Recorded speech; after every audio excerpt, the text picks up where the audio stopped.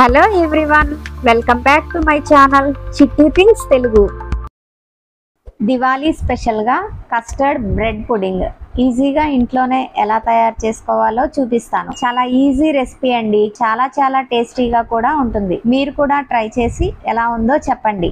దీనికి కావలసిన పదార్థాలు: పాలు, బ్రెడ్, కస్టర్డ్ పౌడరు, పంచదార, నెయ్యి, డ్రై ఫ్రూట్స్. దీనికోసం నేను 1/2 లీటర్ పాలు తీసుకున్నాను. కస్టర్డ్ పౌడర్ కలపడానికి కొంచెం పాలు బౌల్లో పక్కన పెట్టుకున్నాను. మిగిలిన పాలను స్టవ్ మీద పెట్టుకుని బాగా మరిగించుకోవాలి.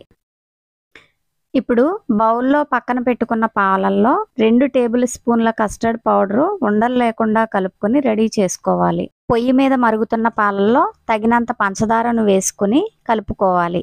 తర్వాత కస్టర్డ్ పౌడర్ కలుపుకున్న పాలను కొద్దిగా పోస్తూ ఉండలు రాకుండా గరిటెతో కలుపుతూ ఉండాలి. కొంచెం క్రీమీలా చిక్కగా వచ్చేంత వరకు కలుపుతూ ఉండాలి. ఈ రెడీ అయిపోయిన పాలల్లో బాదం, జీడిపప్పు, కుంకుమ పువ్వు చిన్న పీసెస్ లా తరిగి వేసుకోవాలి. పాలు రెడీ అయిపోయినట్టేనండి, పక్కన పెట్టేసుకోవాలి. ఇప్పుడు బ్రెడ్ తీసుకుని మనకి నచ్చిన షేప్స్ లో కట్ చేసుకుని పక్కన పెట్టుకోవాలి. నేనైతే బ్రెడ్ వేస్ట్ కాకుండా రౌండ్ షేప్ తో పాటు చందమామ షేప్ కూడా కట్ చేసుకుని పెట్టుకున్నాను.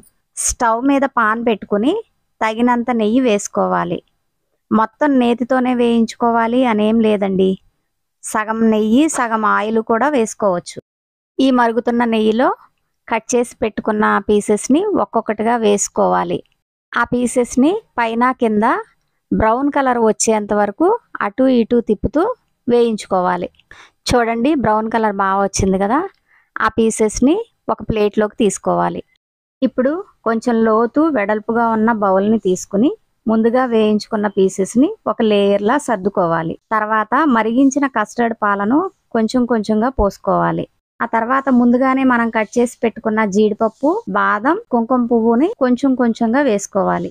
మళ్ళీ ఇంకో లేయర్లా ఆ పీసులని సర్దుకొని మళ్ళీ పాలను పోసుకోవాలి. ఇలా పీసెస్ అన్నింటినీ బౌల్లో వేసేసుకోవాలి. రెడీ అయిపోయిందండి కస్టర్డ్ బ్రెడ్ పుడ్డింగ్. చూడండి ఎంత బాగుందో. ఇప్పుడు బౌల్ని మూత పెట్టేసుకుని ఫ్రిడ్జ్లో 30 నిమిషాల పాటు ఉంచుకోవాలి. చూడండి, tasty cool Diwali special sweet ready అయిపోయిందండి. ఎలా ఉందో కామెంట్స్ రూపంలో చెప్పండి. నాకైతే ఈ రెసిపీ చాలా బాగా కుదిరిందండి. చాలా టేస్టీగా ఉంది. జస్ట్ 30 మినిట్స్ లో ఇదైతే రెడీ అయిపోయింది. మీరు కూడా చేసుకోండి, ఆనందించండి. సో ఫ్రెండ్స్, ఈ వీడియో కనుక మీకు నచ్చినట్లయితే లైక్ చేయండి, షేర్ చేయండి, సబ్స్క్రైబ్ చేసుకోండి.